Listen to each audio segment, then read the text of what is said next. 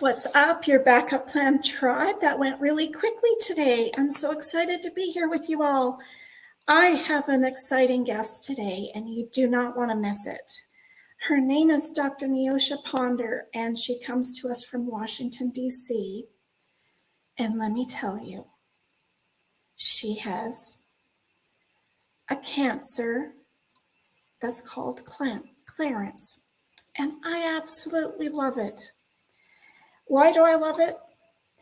Well, because I think something so horrible that you go through you can make fun of it, so to speak. And I'm sure she's going to talk to us about that.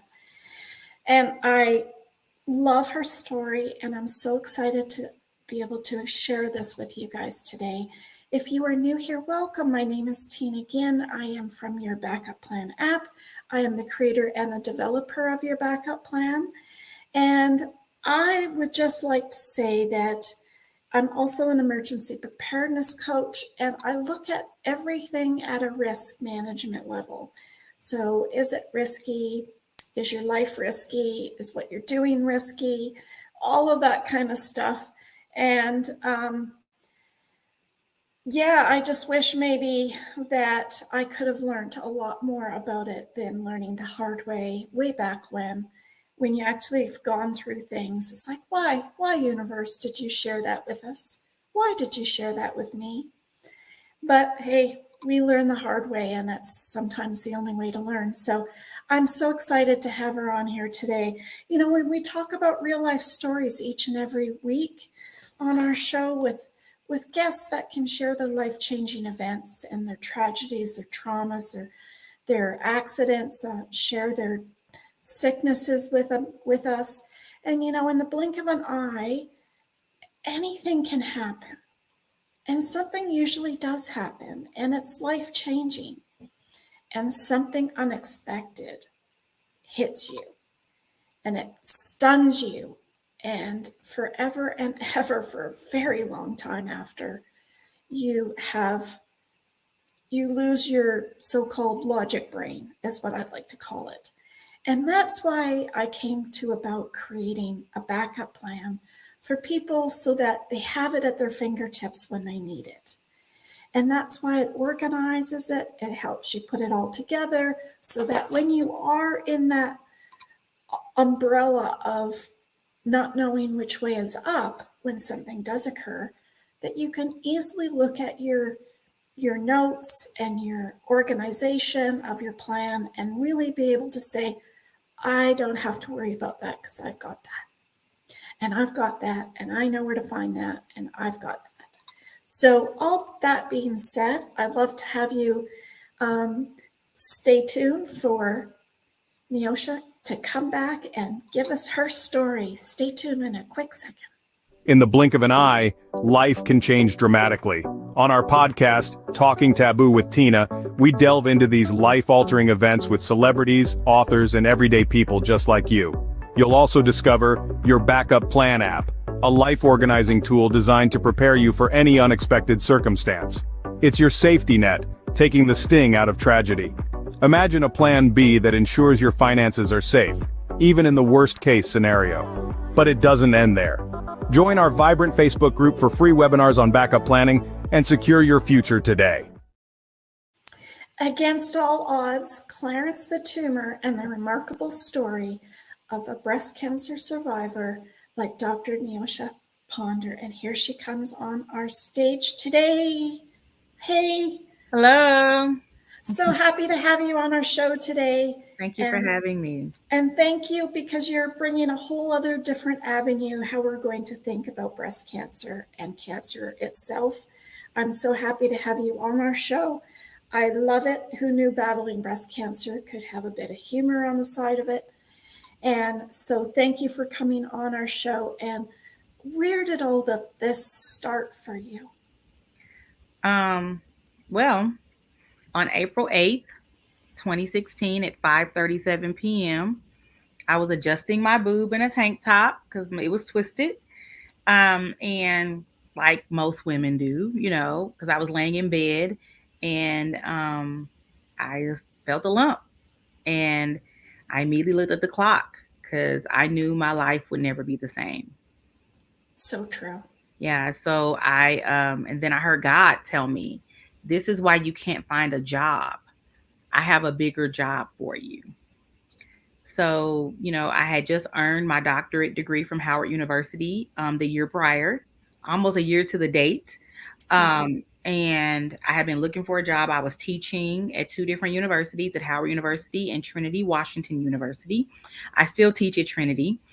And I couldn't find a job, and I didn't understand why. My mental health was waning.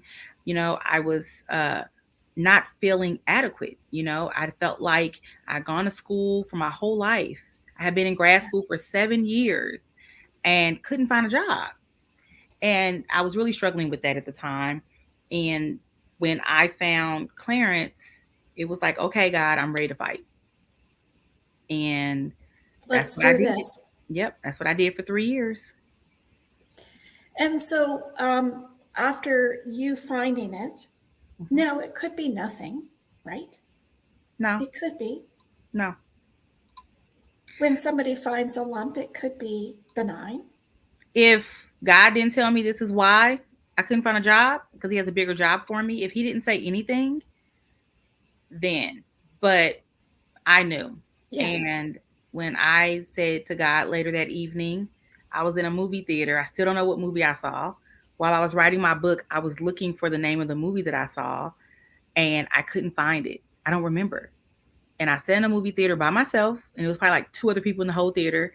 And I said, I'm not ready, God. I'm not ready. And he said, you need to fight. And I said, okay. So he wouldn't tell me to fight a benign tumor. No. So that, and it was very pronounced too. I had never had a mammogram before I had to have one. I touch my boobs often, you know, that's going Oh, to always be my message to women and girls. Touch your boobs. You grew them yourself. They're yours. yeah. Nothing wrong with the, that's a taboo thing, right? Oh my God, don't touch your private parts. No, they're yours. Touch them. I tell people in relationships, touch your partner's body. My best friend, who went to a lot of appointments with me early on, he is married to a man. And I told him, touch Clarence. This is what a lump feels like that's not supposed to be there. Even though your husband doesn't have breast, you may feel a lump in his neck, in his chest, in his back, on his shoulder. So you need to know what it feels like. So I say, touch your boobs. That's my hashtag. Touch your boobs. They're yours. Why not? And hey, men get breast cancer too. Yes, they do. Yes, they do. And we don't know why. I wish we would. We'd all be filthy rich if we did. Right. I have a theory about my personal situation, but yeah, we don't know. No. And unfortunately, 1 in 8 women will be diagnosed with breast cancer in their lifetime. And, I'm one of the 8. I'm the only person in my family, and I'm very familiar with my family, history. Yeah. Yeah. Medical history. Only person, breast cancer. And so young too. I was 36. Yeah. So what was it like to the doctor and having this appointment when you kind of already know in your head? Yeah. But mm-hmm. Oh, so it was the day when doves cried. There's a whole chapter in my book called When Doves Cried.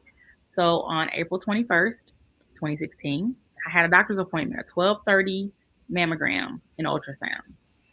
And as I'm walking to the hospital, because again, I'm at Howard University and I had to meet with students later that day.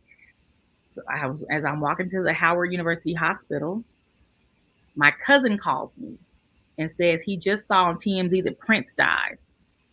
And I sat down. It was like a wall outside the Howard University Medical School. And I sat down. I said, what?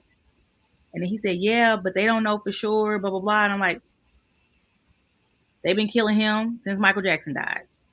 Yeah. I said, I got a golf ball in my boob. I'm trying to go get it looked at. I can't deal with this right now. I said, it's not trending on Twitter.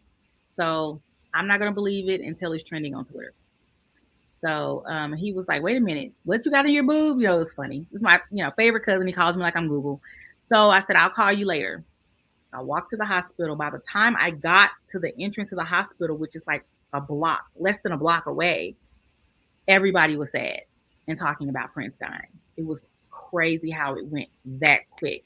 I checked in for the mammogram, and the woman with a thick island accent, she was so nice, but I'm dealing with my own stuff, right? She said, "Did you know Prince died?" And she wants to talk about it. And then I was like, "Yeah, but I'm just checking in for my appointment. My appointment's at 12:30." And then she looked at me and then looked down and she goes, "What are you getting a mammogram for? You're so young." So that was my first time feeling offended. Now, there have been other times throughout my journey, but that was my first time. I was like, I just want to check in so I can get the mammogram, okay? Like, I just did not feel like I had to tell this woman this, you know? Yeah. And I was like, I'm not as young as I look. And I just left it at that. So when I went in, I didn't know you're not supposed to wear deodorant because I hadn't told anyone in my family. See, the thing about my family is they want answers. So if I don't have answers, I'm not telling them. And I decided I wasn't going to tell them. And I had held on to the secret for 2 weeks until I got answers. Yeah. And when I went in, the tech that does the mammogram, she asked me, did I have on deodorant? I said, yeah. She said, you have to wash your underarms. And I said, oh, I didn't know because I hadn't talked to anyone. Yeah. And so I do the mammogram, and it was funny because I'm 5'2", and I'm on my tippy toes trying to get my boob on the plate. And I wasn't, big breasted at all. I was a C cup on a good day because I gained weight over time, as I got older. And, me and the tech were laughing about it and everything. And she goes, do you want to know the results now, or do you want the doctor to call you? I said, the doctor can call me. No big deal. I got to go meet with my students anyway. I don't want them sitting outside my office. So I go to the ultrasound room. Another tech is there. I'm never going to forget her because she was so sweet. She was from Romania. And she asked me to lay down. And by the time I laid down to get my arm in the air,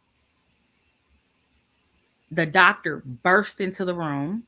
What? Introduced herself and said, I will be doing your mammogram. So the actual radiologist, which is rare, I will be doing, your ultrasound. Ultrasound.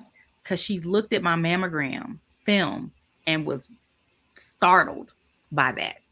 It bothered her so much that she had to come in and do my ultrasound herself. Wow. So she almost knocked the tech out the way. And then she said, who is your doctor? Get her doctor on the phone, she says to the tech.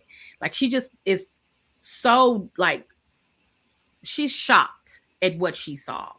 So I'm very coy. I'm just, I'm a nonchalant person for the most part anyway. And I'm just laying there, I'm ready to start fighting. I don't really, this is all formality for me. And this is a story that I tell a lot because this moment, while I'm getting the ultrasound and right after, was a moment that I didn't know I needed. So she's talking to me and making conversation. She finds a lymph node that looks swollen in my armpit. And she goes, okay, here it is right here. Okay. And then she goes to my armpit and all around. And she goes, okay, I see a fatty lymph node there. And she's looking other places. Then she looks at the other breast. And she said, okay, I don't see anything here. This looks good. And then she said, you're going to have to go back and get a mammogram of your other breast. And I said, okay. And so she said, then she said, how old are you? And I'm telling her and all this stuff. And I'm like very professional, not really giving her a lot of energy. And she said, sit up. And I sat up on the table. And she said, she grabbed my hands like this. And she said, are you Christian? And I said, yes, ma'am. I go to Reed Temple AME Church in Glendale, Maryland. And she said, do you have family here? And when she said that, I just full on ugly cry, as Oprah would say. Oh, dear. Because I hadn't told my family, and I'm close to my family. So hadn't told my family, and it just, that broke me.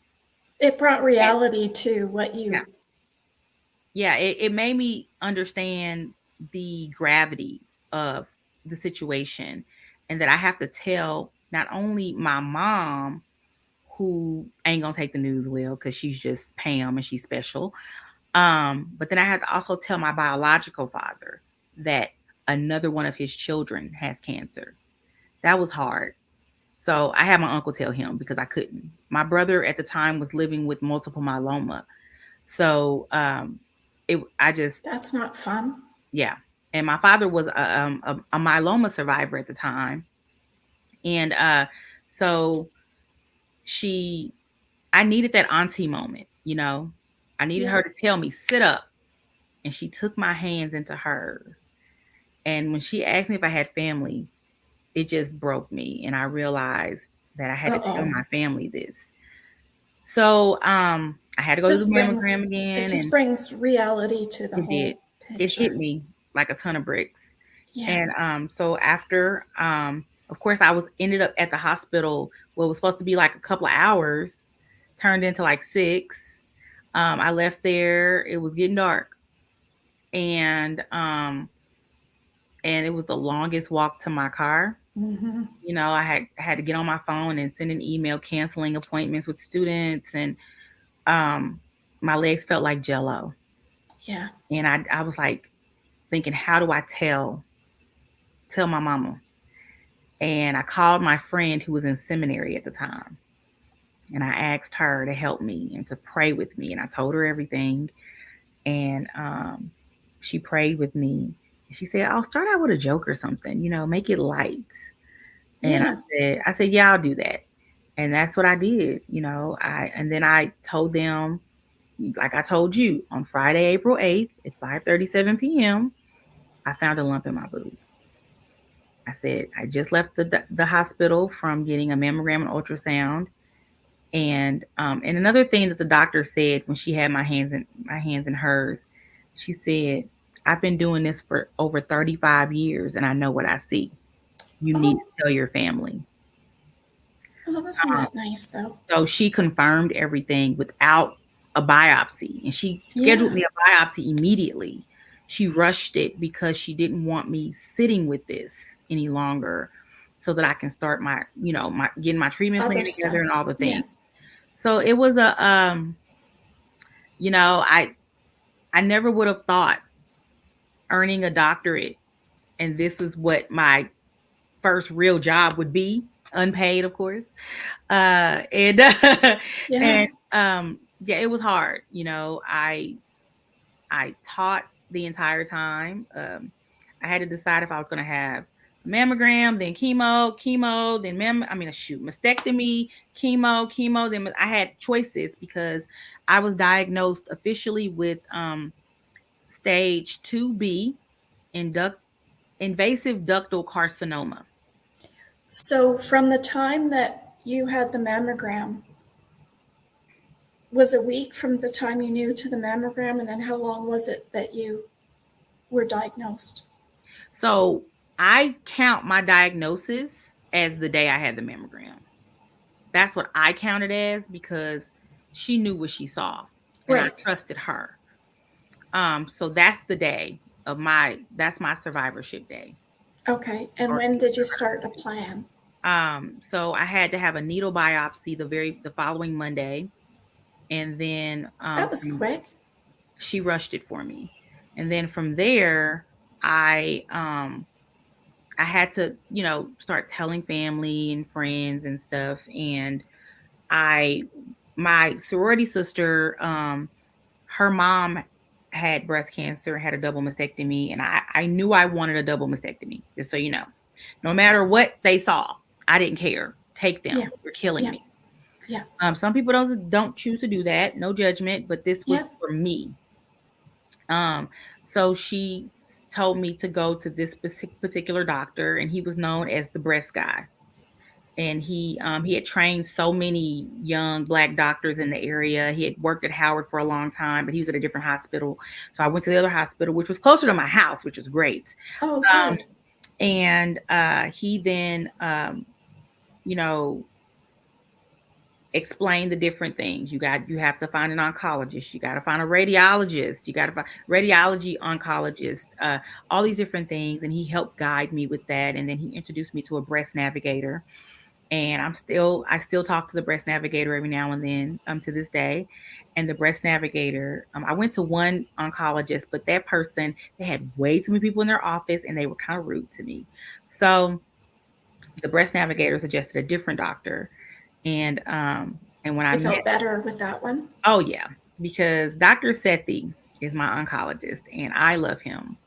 He he's a Sikh. And so we immediately bonded because I knew what his turban meant, because one of my students is what, like a couple of years prior, was a Sikh, and he did an informative speech on the turban. So I knew, and I told him this. It's like, I learned this from my student, and then he knew the student. They went to the same church. It was so funny. And then he said, I think he's in medical school. I was like, yeah, he is. So it was great. And but the thing that really gave me comfort was he told me there were 3 things you need to beat breast cancer. You need medicine, you know, you need the chemo and radiation and things. You need support. Yes. You know, family, friends, whoever. But you also need faith. And when he said that, he was my guy. Now, he had a very heavy accent, and I was worried I wasn't going to understand him, but he repeated things for me. He knew I had a PhD, so he knew I wanted to look at data for everything. He explained to me why my staging was the way that it was. I mean, it was very thorough. Nice. And and to this day, you know, I see him twice a year now, and he still tells his patients about me. I've had patients order my book because he's told them about me. Oh, isn't that sweet? Yeah. So I gave him an extra copy of my book to gift to a patient, and he put it in the lobby of of his office, and someone just took the book. So yeah, but I'm glad someone got it. And when did you start writing the book? After you had your treatment? Oh, I started writing the book years later. Oh, okay. There's no way. I battled, you know, homelessness, you know, while I was in treatment. I moved 5 times in 3 years. And I couldn't lift anything most of that time. I couldn't do anything with my arms. You know, I had to call on friends and Yeah. You you know, really my needed village. support. I didn't have money, so I had to GoFundMe. And then I had, you know, friends who were very successful. So I had friends who would pay my bills. I was renting out rooms. But when I was homeless, I stayed at a friend's house, a little basement apartment. He had a bedroom and a living area. He slept on the couch, and I slept in his bed for 2 months, almost 2.5 months. Yeah. While I was going through chemo. That's And nice just to have somebody around. he was my angel. He's passed away. The book's called God's Got Jokes for a reason. So it was like his work here was done or something. Like, just like the 2 weeks before I started chemo, my biological father suddenly passed away while I was going through fertility treatment. So that was like, really, you know, throughout this time there were a lot of really, God, really. Yeah. I still say that to him, by the way. Oh, I do too. But sometimes I look up and say, really? Yeah. Like, you can leave me alone today. I have enough lessons. Thanks. That part. I'm good today. I'm good. Still working on the previous lesson. Yeah. So yeah, that was me a lot, you know, to live in the same place for 9 years and to have a landlord who was my family. My landlord was at my biopsy and then abruptly tell me I have to leave. Oh. On my first day of chemo, she called No and said, way. You have to go. I need your basement apartment for a nanny. I'm never going to forget this. And I was like, what? Really? It was my first day of chemo. I was about to go get something to eat because my doctor told me to eat because I wouldn't have an appetite for a few days. Yep. So I lived in fear for 5 weeks. Yeah. I'm sorry to hear that. She didn't help me pack a box, even though I had a double mastectomy. I had just lost my father. underwent fertility treatment. She didn't help me with anything. She just became a different person. I've forgiven her. We don't have any relationship. We don't communicate. And that was really from her. She was really nasty to me.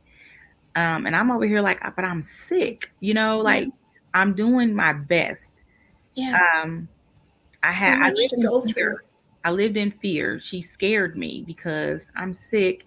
I slept for days. I would leave my key in a rock outside my door for my friends to come over and pack my apartment. 9 years they had to pack it up for me. And I when I was dealing with that, um, I just I used to like want to make sense of it. Hmm. But my aunt, That doesn't make sense, yeah, really. one of my aunties, she's married to my biological father's brother, and we're really close.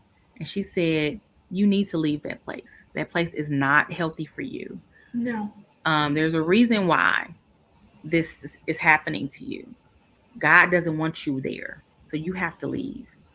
And that gave me a little bit of peace and Yeah. understanding in it all, because it made me think, okay, but I had nowhere to go. Yeah. Just so happened my friend was like, "Child, you can come stay with me." And I was like, "Where?" And I had to put my things in storage. So I needed help doing that. It was a lot. And It's a lot.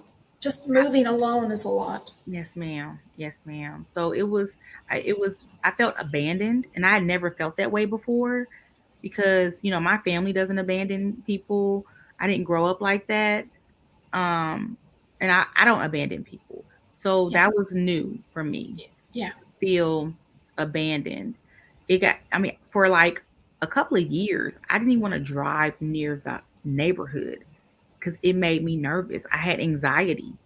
I would Yeah. have like heart palpitations, and like I still to this day kind of fear running into her randomly. Like, what would I do? Um, and again, I've Yeah. prayed about it. And that brought me to the point of, forgiveness. But I am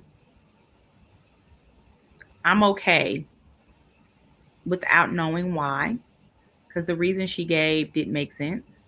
Yeah. Um, But that's okay. It was the best thing for you, anyways.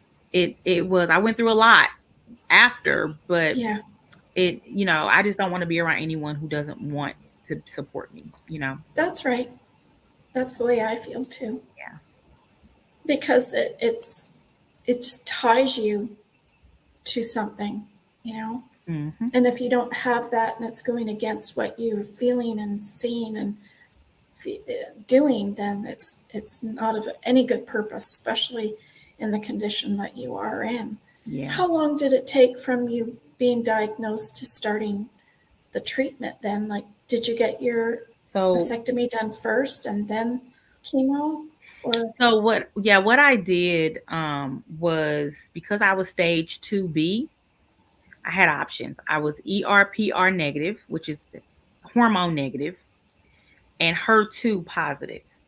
So so being HER2 positive, does say that mean it's not going to go into your hormone, like your hormones aren't going to put it through your glands, kind of idea? no, my hormones don't feed the cancer. Okay. My hormones are not the source of the cancer. Okay. And my doctor said this is the best diagnosis you could have with breast cancer, because if I was hormone negative and HER2 negative, that's triple negative. That's the worst breast cancer you can have, because there's no treatment for it. It's So fast, right? no, no, it's not No? fast necessarily. It's just no treatment. So you have Okay. to try everything, hoping something works. And if you're hormone positive, you you have to take medication for 5 to 10 years. A lot of people have radical hysterectomies and all these things. So Yes. because I wanted to freeze my eggs, I chose to have the mastectomy first. I had a double mastectomy on July 5th. Um, I still miss my boobs. Uh, I don't have nipples. I don't think we need them. So some women need the nipples for their own psychological, You can well-being. get tattoos. Nope. Why?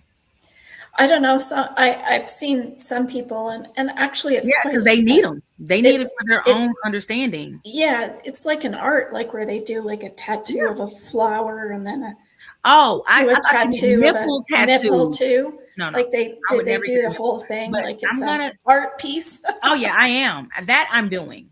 So I want a tattoo to cover my entire boobs and my deep flap scar, which is the stomach scar, because I don't want to wear a bikini top if I don't have to. And that's the truth. I don't have to. Like the thing is that I don't have nipples, and like I have boobs, but I don't have nipples, and I could wear a see-through shirt, Yeah, and nobody would notice, and so I would love a tattoo to cover all my scars. So that would be because pretty. sometimes the bikini tops, like they come up and I don't feel it because I can't feel anything on my boobs. Yeah. That's I interesting, can't isn't feel it? temperature. I can feel pressure, but it's still not like if someone touches them, I won't know it. Yeah, Yeah. I So guess it's like your arm or something, right? well, if I touch it, I will feel it with the whatever I'm touching it with, right? With my Yeah, hand or whatever. But if someone else touches my boobs, I won't feel it. yeah. So It's in crazy what dating, I just happens, be eh? like, that's all for you because it don't do Yeah, nothing for me. yeah, Yeah. So I and I'm okay, I made peace with that too. I mourned them and I froze my eggs and I said I'm giving myself till I'm 43. If I'm not married and by then it 43, doesn't matter. I'm gonna dispose of them and donate them to science. And that's what I did. I cried. It was a big cry, Yeah. but I disposed of them this last year when I turned 43. And it was Well, expensive to keep it going well, because it you have is. to pay Yeah, for storage. And so I've made peace with the fact that, I'll never have a biological child and, things like that. yeah. Well, I mean, there's so many things that go through this whole thing, isn't it? It's just like Yeah. from your body consciousness to Hmm. your feelings and oh, just so many things, Yeah. especially Yeah. when you're younger. Hmm. So many things to think about, too. How did you find the chemo? When did you name this tumor? When did that I start? named Clarence during the 2 weeks that I was waiting for my mammogram because I kept touching him and telling him to go away, thinking that he would just go away. Yeah, So it made me think about those kids in school named Clarence that annoy everybody. And he's like, go away, Clarence.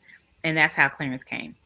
And it's funny because when I told both of my dads, my mom's husband was like, yeah, there was a guy I played football with named Clarence, and he got on our nerves. And then my biological father was like, yeah, I knew some Clarences back in the day too. So it's like everybody can relate to someone who's annoying named Clarence, you know? absolutely. That was Like, actually what I said to my sister yesterday. mhm.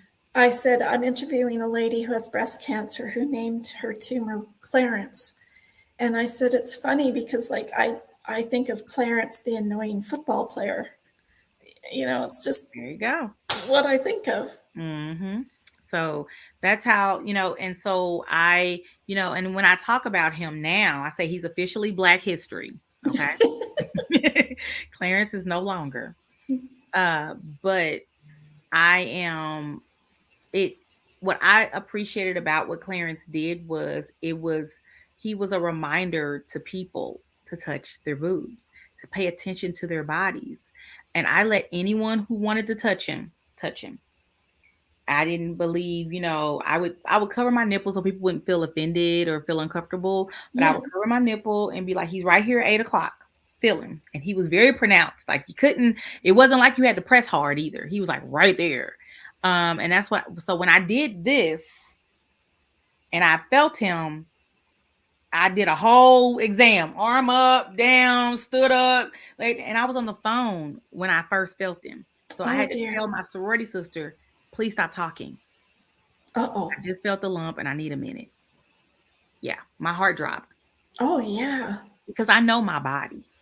And this is why I say touch your boobs. Be familiar with them. Be Yes. intimately familiar. You grew them yourself. Like when your hair is shedding, Yeah. right? Because you grew it yourself, right? Yeah. See? Same with your boobs. And I was intimately familiar with my boobs. Even my gay friends loved my boobs. Okay, Yeah. that's what made it really funny was that even like guys that I had dated in the past and stuff. I even had the guy that I most recently had dated. He was the only man that had touched me in over a year, and I asked him to come over, and we had just stopped seeing each other like the month before, and I asked him to come over, and he came over, and I asked him to touch it, and he jumped back. And he said, Yosha. And his face was, it was scary to see his Hmm. face do that. And we're still friends to this day, by the way. And he was like, is that? And I said, have you ever felt that before?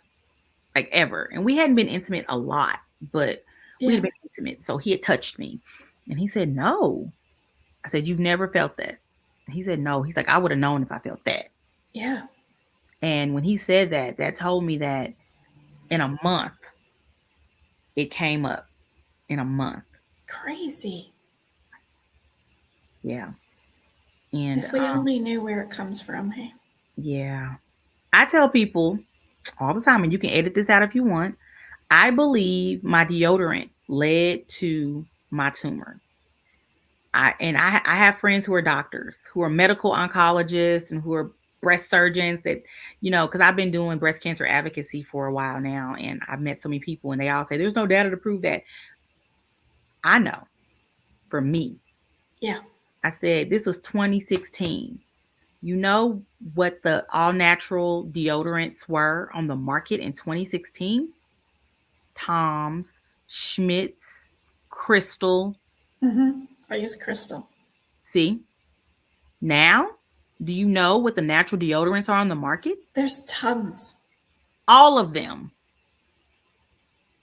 That's not by coincidence. And I'm not a conspiracy theorist, but come on. That's No, your data right there. I totally agree with They you. knew. They just didn't want to lose their summer homes to lawsuits. Yeah. Yeah, they knew. So I say I use native. And I like the smell of native. But I was gifted some Lume.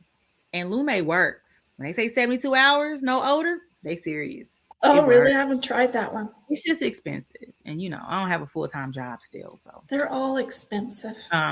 more expensive than what I was used to because I have been wearing secret deodorant my whole life. And after my mammogram that day, I went home and threw my deodorant in the trash. When the doctor found the fatty lymph node in my armpit, and then I had the double mastectomy. My breast surgeon took 11 lymph nodes.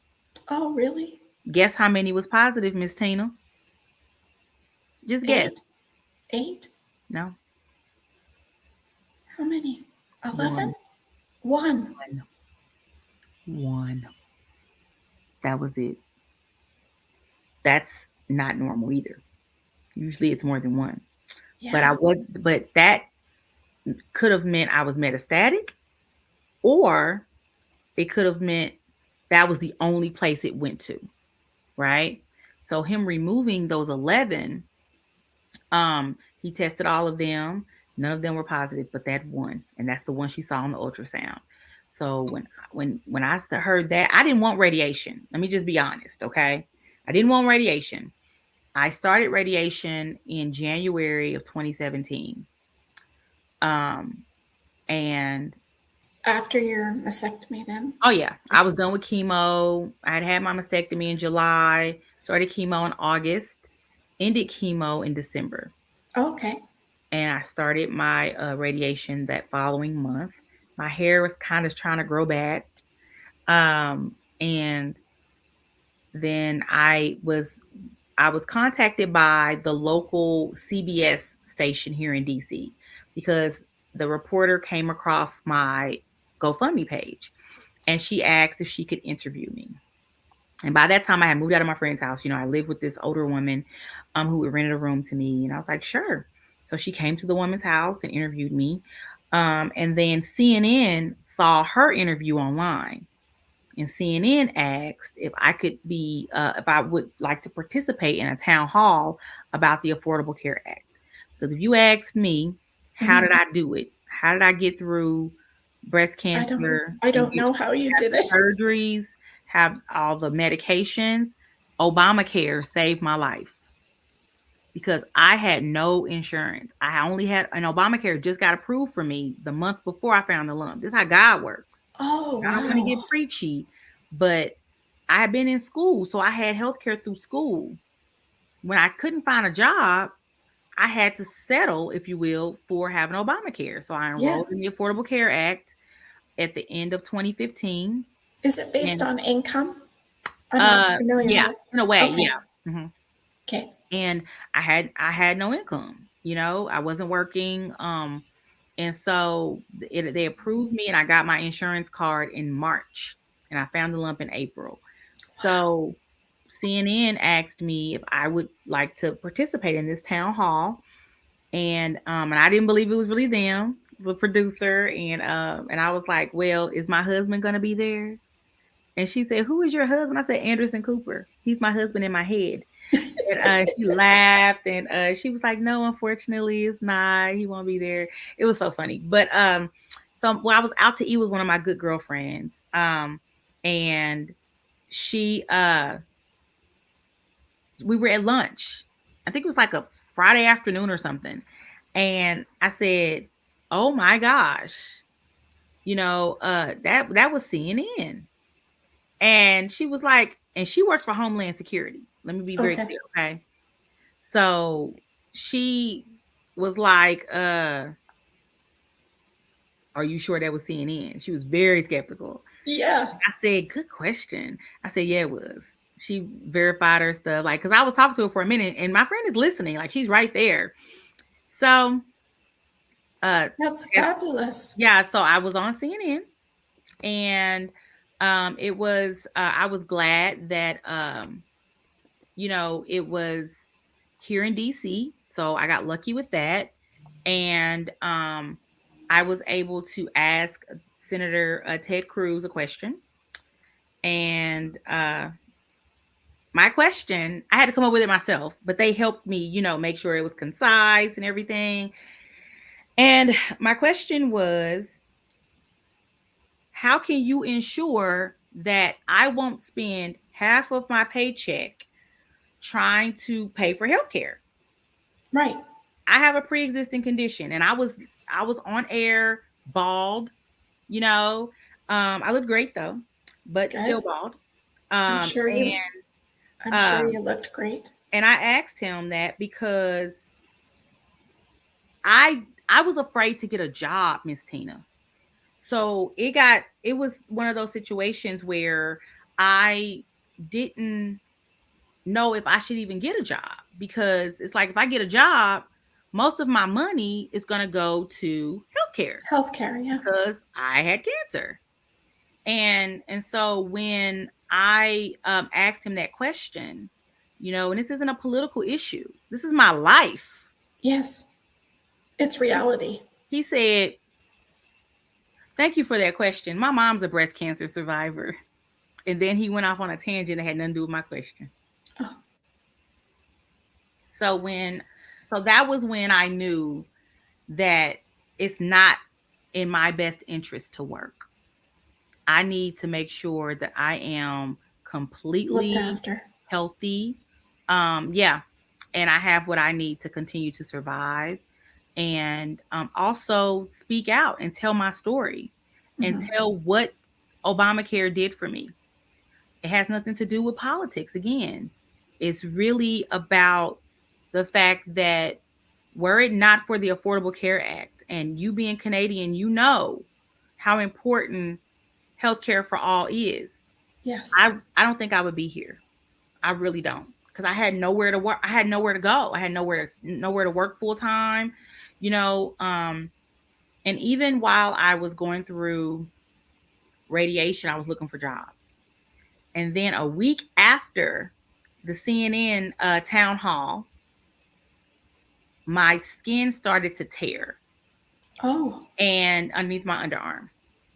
And with my From skin the tearing, stitches, like the no, from the radiation. oh, So no okay. one told me to put anything on the area. It wasn't until my skin started to tear. And they said that's normal. Skin peeling is normal. I said, okay, no problem. They're radiating me every day. I'm going, driving myself. And after a while, I started to have an irritation. And it was like kind of like sore. And it was like my clothes touching it was sore. It was already black. Like it Yeah. get really dark, well, depending on your skin complexion, but red, dark, whatever. And that was February 13th, 2017. By February 21st ish, like right around President's Day, I was in so much pain. And by this time, they told me what I needed to put on it. So I was putting Aquaphor on it. So much pain that I couldn't wear a shirt at home. And I had no pain medication.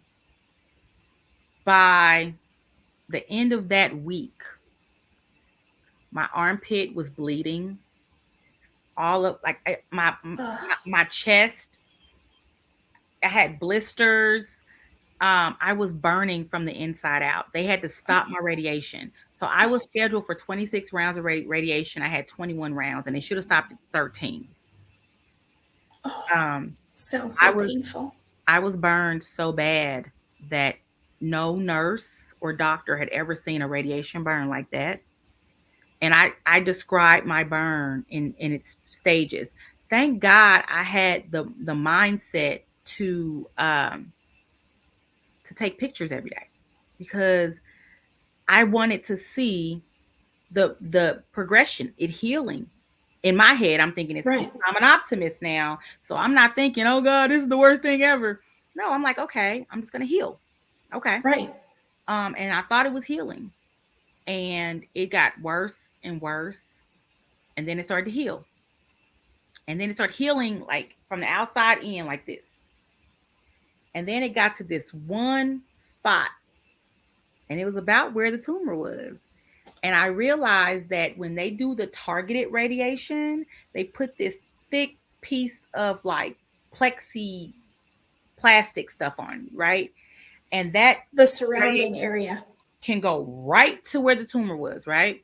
Right. Like, so there's a hole and then the rest is covered. No, it's like it's just a clear like plexi plastic thing, and it's heavy. And every other day I got that, and I realized that that area that wouldn't heal is probably where it got the most radiation directly. Right. And I also felt like it was too much, too many rounds, or it was just too much. So the burn healed all the way, and it was like this part in the middle that didn't heal. And then it got infected. Oh, of course. And I've never had an infection like that. I had never spent the night overnight in a hospital. My mastectomy was outpatient. Wow. So, yeah. It's that So, quick, is it? ma'am, It's that quick for yeah, them to. yeah. Wow. And my surgeon said that it was cleaner and better for me to be home because I have less risk of infection. So my parents were here, so they just took me home. Yeah, it was easy. So, but so my burn started on February 15th. On June 15th, 16th, somewhere like that, I woke up with a fever and chills and sweats. And it's June. And the woman that I lived with, I don't know why, but she just wouldn't turn on the air conditioning. And it gets pretty hot here in June.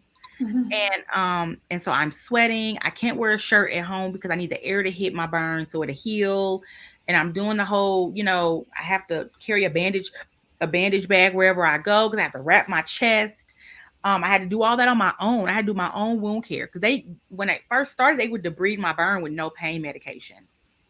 Wow. And it was the worst pain. And then this is 2017 at the height of the opioid crisis. I go to get my prescription filled. I can't find a pharmacy in DC that would fill my oxycodone prescription. Come to find out, DC would not allow CVS, Rite Aid, any of those to fill oxy prescriptions. So I would have to go to the hospital that wrote the prescription, and they would make me sit there for 4 hours in pain just to make sure I'm not going through withdrawal. Oh no. Mm-hmm. So this is the blessing. DC is right across the street from Maryland. So you know what I did, right? I went right across the street to Maryland, found a pharmacy who would fill my prescription. And I couldn't go too far because Obamacare only take you so far because I got Medicaid, right? So I did that, and I kept going to that pharmacy until I moved into this apartment. So I was going to that pharmacy for 3 years. It got my burn. So when my burn became infected, I had been begging for wound care. I had never had wound care, professional, like a wound care doctor. Yeah. The radiology oncologist was like, oh, you can just keep coming into the clinic and we'll treat it. And then they said that I no longer could come to the clinic and they would treat it, and I had to do it myself at home. Still no wound care. It's not healing. It gets infected. I'm in the hospital the first Father's Day without my biological father because he had passed away the year before, okay? I'm in the hospital with a severe infection, almost septic. My father died of sepsis. He had pneumonia, and he became septic, and the sepsis attacked his heart. That was the deepest, that was the fear. Yeah. I can't describe. The conversations that I had with God in that hospital for those 4 days. Because you can't get it out of your head. It's in there. It's No. like you can't take it out. It's there. Right. So the one thing I did that was very cathartic for me was, and it's funny because I'm doing that right now. Don't judge me. I have ADHD. I would watch Grey's Anatomy. Oh. And that's that was interesting. very cathartic, right? So that Friday night, I believe. So I was admitted on Thursday, and then Friday comes, and I'm in so much pain. They only can give me with so much pain medication. And I just want to die. Mm-hmm. And I beg God to come get me. And it's not that I'm suicidal or anything like that. It really was, I was tired of the pain. Yeah. And I thought the only way the pain would stop is if I just passed away. And I said, God, please come get me. Jesus, where are you?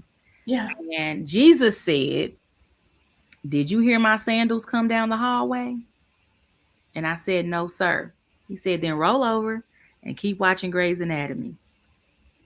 And that's what sweet. I did. And I think I eventually fell asleep. And the infection cleared up, and I was in the hospital for almost 5 days. And then I don't know who came up with the bright idea to put Manuka honey directly on my burn. Mind you, my burn was it was still pretty big, and it had this one dark spot, that one spot I told you about, but it was still pretty big. And they placed this big slab of honey on my chest, and they did it wrong. And this is where I'm being released. I go into convulsions because it's searing into my chest. And I'm crying and I'm shaking. And then my breast navigator comes in, and she says, oh my God, what's going on, Neosha? What's wrong? She's so sweet, Miss Gail. And I said, I don't know. It just hurts so bad. And I'm just crying. And she was like, I've never seen you cry like this. And I was like, I don't know. And I'm sweating. Mind you, I'm about to be released. Come to find out, the nurses didn't wet it. They just plopped it on there. And had they wet it, it wouldn't have seared into me like it did. It's kind of like almost like soaked in. Did it? Just like, no. And I called my radiology oncologist, begged them. And I never say who or where I had radiation because it was such a horrible experience for me. I don't think that person ever did this again. But I called the radiology oncologist and begged them, please give me a wound care specialist, please. And I'm bawling. Gail goes in the hallway and calls my breast surgeon. My breast surgeon must have called a radiology oncologist because I had a wound care doctor to go to in like a week. Oh, good.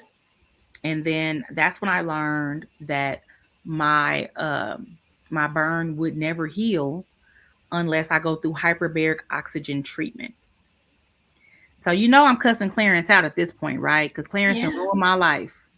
Yeah. Um, Causing you such pain. Pain, grief, all the things.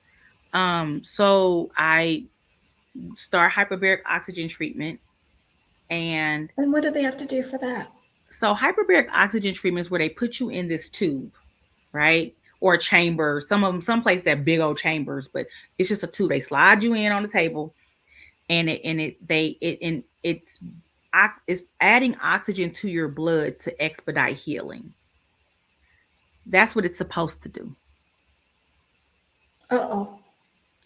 I do hyperbaric oxygen treatment Monday through Friday for maybe 2 months, and still the same situation.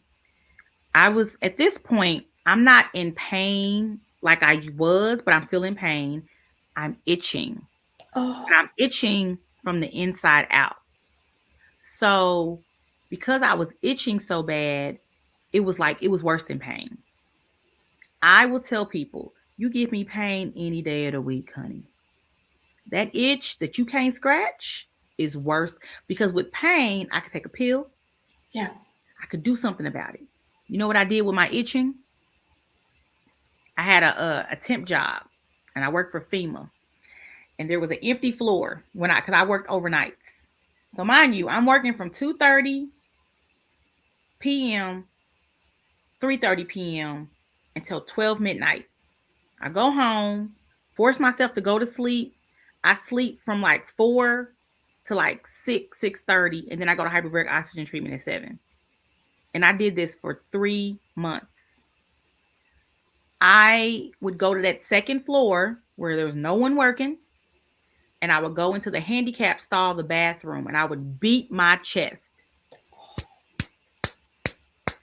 And I would sing, I would pray, I would sing gospel songs, I would jump up and down, and I would beat it until it hurt.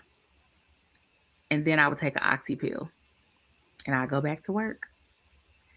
My my pain had gotten so severe at that point though that the wound care specialist prescribed me fentanyl patch, and it was a slow release patch. And then I would take the oxycodone only when the fentanyl would start wearing off.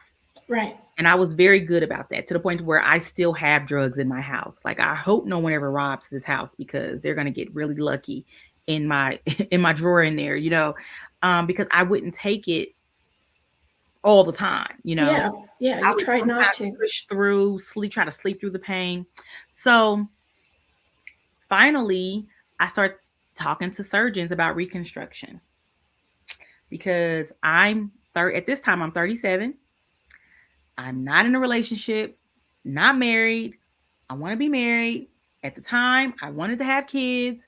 Yeah. So I need boobs. I already don't have hair. Now I gotta not have boobs. No, I'm not doing that. So Yeah. I started talking to surgeons, and the surgeon that I had been meeting with for months, and she just loved me. We had a great relationship. She said, I don't think I can do this surgery because I think the radiation fried your blood vessels in your chest, in the middle of my chest. Oh, Talk about devastated. I cried. And I said, what do you mean? Like, I just didn't understand, like, why? no. And I couldn't get implants because I had no skin and no tissue where my burn was. My burn took it all. I had a thin layer of muscle, little bit of tissue that had started to come back, and my rib cage. That was it. So I had no skin. So she said, I think you should consider this different surgery where they use your stomach to create your breast. Oh, And I said, isn't that what I wanted at first? She said, yeah, but this is called a free flap. That was a connected where my blood vessels stayed connected, and they swung the top of my stomach up to my boob. I don't want to get into too much, like, Details. the viewers. But so I had to go to a different surgeon at a different hospital. So I met this surgeon who was new to the hospital, and she had just come from the University of Kansas Medical Center, which is right across the street from Kansas City, Missouri. So my father and my brother both were treated at KU. My father passed away at KU. Loved KU, so I knew she was great. And this was her second career. So she was already a surgeon in the Navy, and she had retired. So she was very You were thorough. in good hands. Very thorough, yeah. And it made me feel good because, my best friend was an officer in the Army. I went to a military high school. I wasn't in ROTC, but a lot of my friends were. So I trusted that. Yeah. So she said, this is what we're going to do. We're going to do this. I mean, she just like was going through it. And we scheduled my surgery. The week before my surgery, I was told that they had to reschedule it because she had a skiing accident, messed up her knee. Say nothing but the devil. So this is what I mean by God's got jokes. When I say my book is titled God's Got Jokes for a reason, it's because whenever I thought I was moving forward, God was like, haha, but I got a joke for you. Gotcha. So I always say that God used to be like, knock, knock. And every time I hear knock, I'm like, oh, what now? That's what I said. Yeah. I'd wake up, I'd open my eyes, and I'd say, oh, I'm just going to go back to sleep. I don't want to know about today. I don't want to adult today. I don't want to know. Just whatever it is, I don't want to know. So I just kept working at FEMA until I didn't have to anymore. And then that's when I learned that my friend that I had lived with when I first was homeless, yeah, he called me a week before my surgery and said, hey, sis. And I was like, hey. I said, I got something to tell you. He's like, I got something to tell you. So I told him first that, my surgery was next week. And he was like, I got lymphoma. Oh, dear. So this is 2018.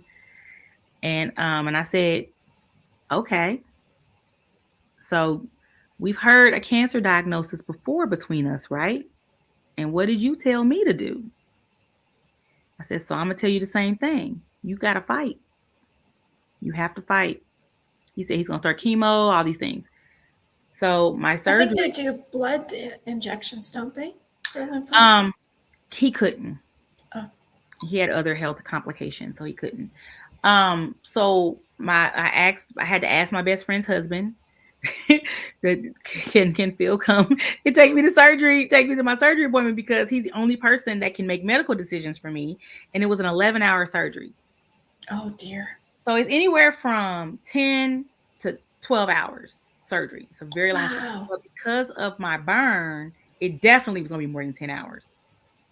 So, and the surgeon, she was like, oh, we're just going to cut it off. Don't worry about the burn. We're going to cut it off. And I just loved her confidence. So I go into the hospital on February 7th to have what's called the deep flap reconstruction. And I'm excited because I'm going to leave with 2 boobs. Yeah. So excited. And then I have the surgery. I wake up. I see Phil. Phil's on text. I got my family on a group text. So he's keeping everybody updated. Like I said, we grew up together. So my family knows him. And he's telling me, oh, you did good, babe. You're great. Da, da, da. The family's on the phone and they just love you. And I was like, something's wrong. It hurts. So when you have a surgery for that long and you've been under anesthesia that long, when you wake up, you should not feel pain. No. I felt pain. I didn't feel like I had been hit by a truck. That's how you're supposed to feel. Like you're just achy all over. Yeah. It was described to me vividly. So that's what I expected. I felt pain. So I had a resident that worked with the surgeon and I called him McDreamy because he had really great hair. I told you Grey's Anatomy is my favorite show. So the nurses, so I woke up and I looked at the nurse and so Phil was hitting my pain button. He ain't supposed to, but he didn't know. And the nurse was like, no, she has to do it. And but it would just make me sleepy. So I would doze back off. I would wake up again. And I said, Phil, something's wrong. It hurts. Get the nurse. The nurse checks the boobs, oh no, they're great. And then she goes, I on this side. She goes, She said she go get another nurse. The other nurse checks. Is this the bad side or the good side? I kept saying, ouch. So at this point, I don't know. And I'm gonna tell you why in a minute. So the other nurse checks and she goes, So, and mind you, I'm groggy, but I remember all of this happening. And so the nurse goes, go get the resident. So McDreamy comes over and he checks and then he looks and he goes, get me a suture kit. And he cuts my stitches from underneath here. And I go, oh. Oh, it's pulling. I was feeling the stitches ripping from the bottom because my blood was clotting, and my boob was swelling, and it happened so quick. So he covered me up, and he said, "We're gonna take you back into the OR. We're gonna get the doctor back here, the surgeon, so she can try to save it." I woke up basically later the next day. Yeah. And she That's tried. much better. She tried for 4 hours. Holy. So I went from an 11-hour surgery to a 15-hour surgery. Your poor body. 3 hours in between. Yeah. And I woke up and I was told that I had a failed flap and that the doctor would come to look at other options. I didn't even know what that meant at the time. And the person that told me wasn't McDreamy. It was another resident who was not very nice. And I didn't understand. And then she told me that, the blood kept clotting and she couldn't save it. Mind you, this is on the non-cancer side. Right. So this is why my book is called God's Got Jokes. Because at this point, excuse my language, this is some bullshit. That's how I feel. Yeah.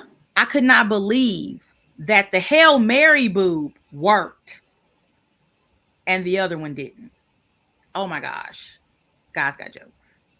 So he either doesn't want you to have any or what exactly is it? I go into the hospital with no boobs, think I'm leaving with 2. I leave with 1.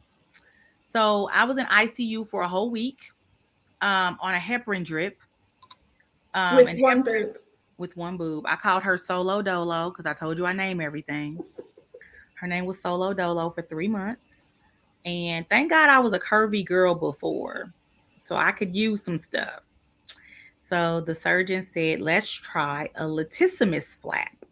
I didn't know what latissimus was. Your latissimus dorsi muscle is the muscle that's like right at your bra strap in the back behind you. Oh, okay. Yeah. And it's usually like where like some women have the fat that hangs over their bra. That's the latissimus. So she said, what we're going to do is we're going to swing it around. We're not doing a free flap. It's going to stay connected and we're going to swing it around to the front. Wow. It's that stretchy to do that. Wow. The human body is a wow. So in addition to me healing from having a hip to hip scar, because they took my stomach off and plopped it up here and this side failed, they created me a new belly button. I hate my new belly button, by the way. Hate it. My original was cute. My new one is ugly. I've even thought about getting a belly button ring because it's that ugly to me. Yeah. It's never the same after me. I have to, thank God I'm here. That's for sure. So 3 months later, I had another surgery. It was I was in the hospital for 5 days. For the other one. For the other boob. So I have 2. So people, they think I'm funny, and I am because my mama's hilarious. So I'm a little funny.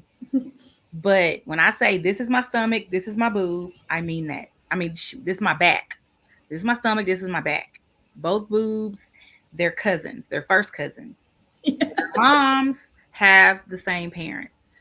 So this is Sanika. I'm sorry, this is Sean. This is Sanika.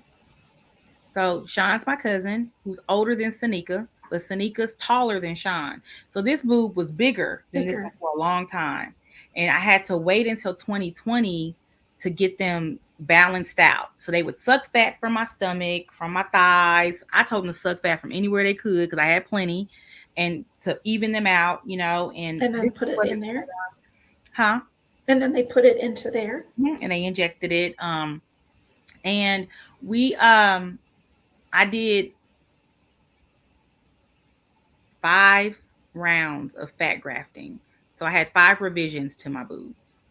And so I've had 8 surgeries total, the mastectomy, both flaps, and 5 revisions. You're a bionic woman. My last 2 revisions were during the pandemic because I didn't want to have, I just wanted 2019 to myself. I Yeah. had 5 surgeries in 1 year in 2018. So I Yeah. had both flaps and 3 revisions in 2018. So 2019, I was just trying to work and get on my feet. Yeah. And in 2018, also, I had to reschedule one of my surgeries because my brother passed away from multiple myeloma. So that was hard too, to Yeah. wake up from a surgery and he's not here. Because that would always be Yeah. the second call. Call my mom and them, and I call my brother. So Brother. that was hard. And the nurses comforted me. So I called his girlfriend and talked to her, and that made me feel better. Um, and then after the pandemic, so the day the pandemic really hit, I was supposed to go meet with my surgeon to talk about my next revision, and they canceled my appointment, and everything was shutting down. That was March 13th. So the pandemic really started like on my 40th birthday on March 9th, I always say. But so that October, I had a new surgeon because my surgeon ended up retiring Oh. during the pandemic. Yeah. But this surgeon was gifted at forming boobs. So, I had to talk to God about that too. Like, okay, I don't get sick. I never got sick during chemo. I don't want COVID, but I really need these boobs balanced out. Like I need, because this one was really like a double D. And Yeah. then this one was like almost flat. It was like it was really just there to save the burn, to get rid of the burn. So I had a hard time with shirts and, Yeah. different things. Yeah. So I just, so I really wanted that done. And then when she balanced them out, they needed to be formed, but she wanted to wait for another surgery. So I had one more surgery in May. So that was October 2020. And in May 2021, I had one more surgery. So what I started to learn when I was having these surgeries was that chemo damaged my veins. And it was always hard for them to find an IV line. Right. So whenever someone takes blood from me, I say, may the odds ever be in your favor. Because I've woken up with an IV in my foot before because Ooh. chemo blew my veins. And so in May of 2021, it took them 3 hours to find a vein because the one person in the whole hospital that could always find my vein on the first hit was on vacation. Oh. My book's called God's Got Jokes for a reason. Yeah. So I they can't had to put in imagine. a PICC line in order for me to have surgery. So I go through all of this, and all the while I've moved several times, by the way, through all of this. And I'm not working full time. I'm teaching, Yeah. family every now and then. Trying to get through with this. Yeah, I come from a working class family. I've always made more money than my parents, and so they didn't have any. They had thoughts and prayers, and I'll take it. But I have very successful friends, so they were really helpful, and my sorority sisters, my church, so that helped me, and That was your support line. that's my village. Yep. And in 2019, I started working part time, and then I just wanted to kind of like get my footing with working, and Yeah. I'm still teaching, so that helped a lot. But then when the pandemic hit, I didn't have a job, Yeah. so I was able to sustain myself on unemployment and all the things you get with the COVID the epidemic. Yeah. But the thing that really, I will say, kept me was me remembering that fear and worry does not go with faith and prayer. No. It's like So opposites. if I'm going to say I'm Christian, if I'm going to pray and have faith, I can't be afraid and I can't worry. And that was a sermon recently that my pastor preached because I have been dealing with some financial issues recently, Well, personal just everything, personal everything. things. And so I've been fasting and praying. And he said, if you prayed, why worry? That was the title of his sermon. Oh, And that's nice. and I got to the point where I had to learn. Everybody has their theme for the year. Usually my new year is March 9th. But God kept telling me, be patient. It's coming. Be patient. Be patient. I And then don't like their timing either. but you know what? There's a lot of things I don't like. You say Okay. I don't like it until I get on the other side of it and I understand the timing. But I agree. I'm like, why now? Yeah. Dang, Yeah. Mm-hmm. Yeah. Yeah. Or why not now? Let's I speed mean, this up, come okay? on, right? So and I'm neurodivergent, so I'm it's not even that I'm impatient, it's that I used to be a severe stutterer as a kid. My father was almost 73 years old when he passed away, and he still stuttered. And I mean, to where I hated talking to him on the phone as a child because he stuttered that bad. And I still stutter sometimes, but I've kind of outgrown it, and I know how to manage it, right? Oh, So that's what I think awesome. about being neurodivergent is how fast my brain is working. And Yeah. that's where the impatience come from. Yeah. It's not that I just want what I want when I want it. It's really that, okay, God, like I'm I I I got all these other things in my head and I need this to happen because I gotta do this next thing, gotta do this next thing, gotta do this next thing. And so that's where I've been hearing that. I've been journaling. To And try I'm to not a journal person. And it really bring it down a bit. Bring it down a notch. it's helped a lot. Yeah. Adderall helps too, but it has helped a lot. So that's really my crazy breast cancer story for the most part. That is crazy. Yeah, You yeah. have three names, I think. Clarence, and what were the other two? All my boobs. Yeah, the new ones. Oh yeah, Sean and Sanika. So it's funny because they are my actual cousins, so they think I'm crazy because I've named my boobs after them, right? But I'm like, because they don't look anything alike. They really don't. But they are I, cousins. They're I like blood that. cousins. So that's how I I, look at it. I And like that. and yeah, so even losing my hair and all the things that I went through, I was ready for my hair to go. It was cancer hair. I didn't want it anyway. So the way I see things, and a lot of people struggle with losing their hair, Yeah, it's a hard um, thing. and I don't think I had a problem losing it because I knew it would happen. Even though I always think I'm gonna be like the 1% that I won't. Yeah. Yeah. But no, I'm more so the 1% that's gonna have a complication. So that's how I look at it now. But I had a haircut party. So I had an afro, and her name is India. And I had to talk to her and tell her she has to go away for a little while, but she's gonna come back better and healthier. And she did. Good. But she has You some have beautiful hair. but yeah, so but she just doesn't grow very well. So that's why I have to get the twist, the hair twisted in. But she's strong, and I'm Good. grateful for having hair and boobs. So every morning I wake up, I thank God for my hair and my boobs. Isn't that a cute? That's so cute. I think we should all be thanking God for something. Amen.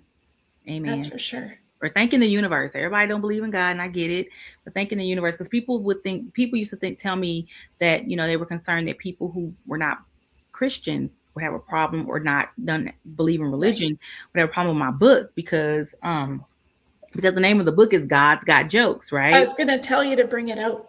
Yeah, but the thing is that this is God's jokes in my breast cancer journey. That's right. This is how, and that's what the subtitle is: how I use my faith and God's humor to survive breast cancer. And my book is multimedia. So every chapter has a QR code. Okay. So because I got a PhD in communication, culture, and media, and hadn't been doing anything with it but teaching part time, so this was a cool idea that To me and use it. another girl came up with. And so every QR code, you scan it, and it takes you to my website. And you only can get to the website these Through particular it. parts through that QR code. You can go to the website on the front side, but these are very specific. And it has music and pictures from that chapter. Oh, nice. So That's a nice addition. you are on a multimedia journey with me and Clarence in India. I call it in chemo. basically chemo and all her little friends. That's what I call it. Oh, So that was that's all my cute. side effects from chemo, like losing my hair and the other things that happen with chemo that I don't want to say on your show. Chemo But and all her friends. all her little friends, just all her little friends. Yeah. Mm-hmm. Ooh, I love that. I chemo love was a that. B, but nothing was as bad as Radiation was awful too. yeah, as the burn. Yeah, I I call the watched burn Vin Diesel. a girlfriend of mine at age 60 go through Mm, radiation, and it just, well, it killed her. It was just too much. wow, Just too I'm so much. sorry. Mm, Yeah. Yeah, you could see the declining. I guess it was just too far gone, mm-hmm. you know. Yeah, Yeah, it's an awful thing to watch as well when yeah. it's not working.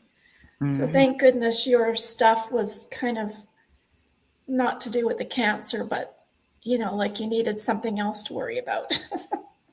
That's the joke, right? That's the joke. But I do welcome all of your viewers to take the multimedia journey. I encourage everyone to order directly from me because Yeah. Jeff Bezos has enough money. And we're But going to put it down in the description box below yes, for everybody. yes. And I emboss, I sign every book, write a little note to everyone, and I That's give a little lovely. gift to everyone who orders a book from me. That's beautiful. That's really nice. And I like your idea with the QR code. Yeah, my publisher said that no one has ever done that before. So I was in a book author program and I was the first person to ever do that. And every chapter has its own. First of all, the original idea that me and this girl came up with was I have one QR code.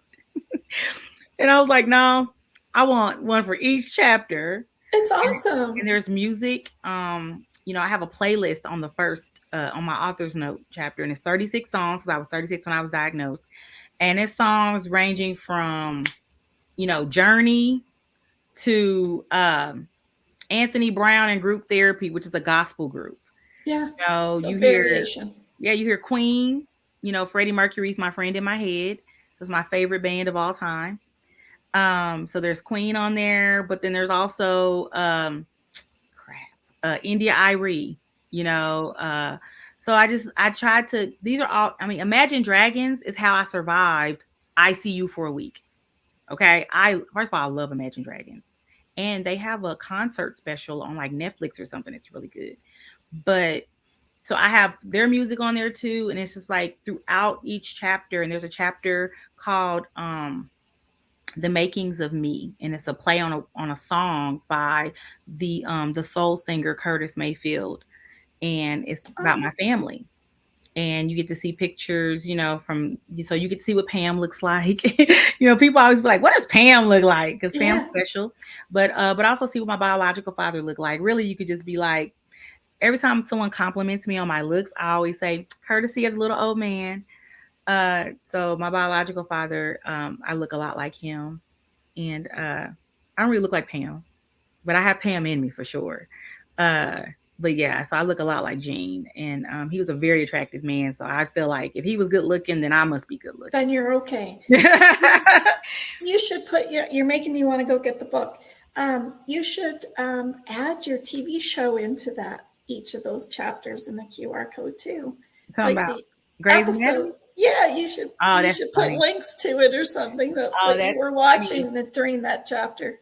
What's funny is that I binged Grey's Anatomy and ER through my journey, and I have a friend who just had their own health issues, and they said they started watching Grey's Anatomy while recovering. And I'm like, that's what you're supposed to do. Like, and I always say, welcome to the family, because I am ride or die for Grey's. And I tell people all the time that ER, and I had never watched ER straight through before my big surgery when I had to be laid up for months.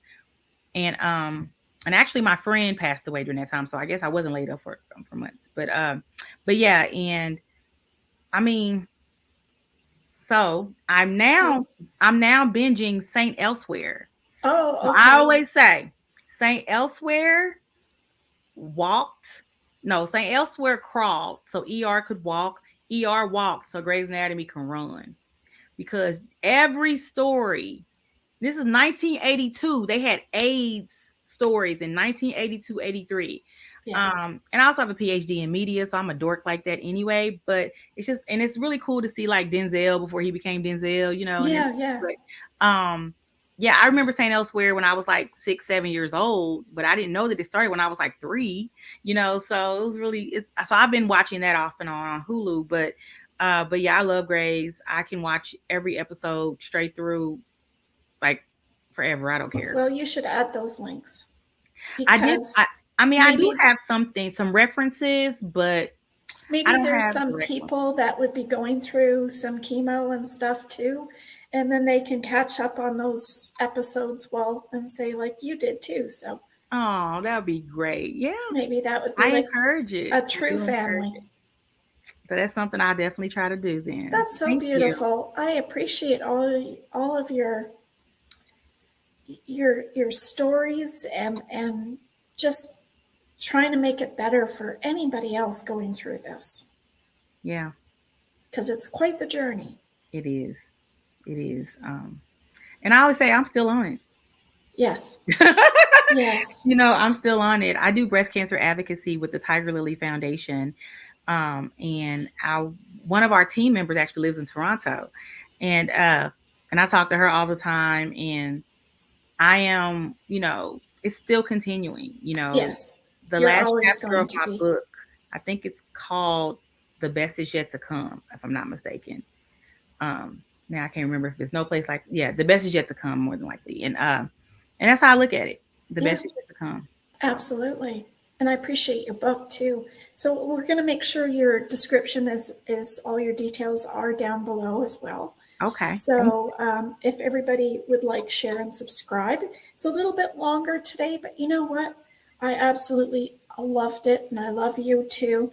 You know, thank so that's you. it's just a beautiful, beautiful story how you've made it bloom from something so desert-like and Yeah, miserable. Ah, so hard to go through. And if I got inspiration, I'm sure other people will also get inspiration from it too. thank you. I appreciate that, Miss Tina. I really do. I'm just I'm naturally an inspiring person, but you know, I meet women all the time in my advocacy work who have overcome things. Yeah, And I always say there are no levels to this, okay?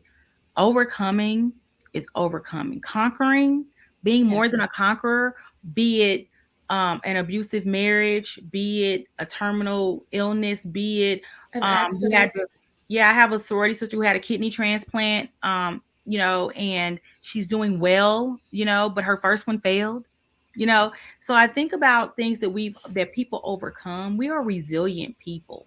Yeah, Women are resilient, full stop. You know, yeah, just as our gender, we are very resilient, but we are resilient people. And so when people try to downgrade what they've overcome because of what I've overcome, I tell them, no, it that's just as important. yeah, Okay. So I just try my best to let people know that, um, you know, it gets better. yeah. But It's like grief. Like yours isn't yes, worse than mine, and mine isn't worse than yours. And exactly. I try it's, not to compare. I yeah, just try to, you know, let people know the truth, yeah.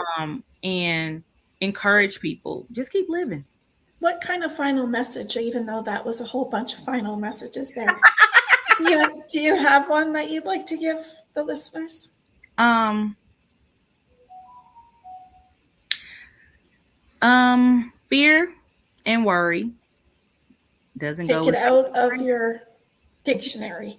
yeah, exactly. You know, just if you've been if you discover your own Clarence, whatever it may be, make the decision to fight. You have to choose to fight. I wrote an article recently for the Tiger Lily magazine. My Life Matters. It's a digital magazine. I'll send it to you, Tina. And I talked about how I made the decision to fight.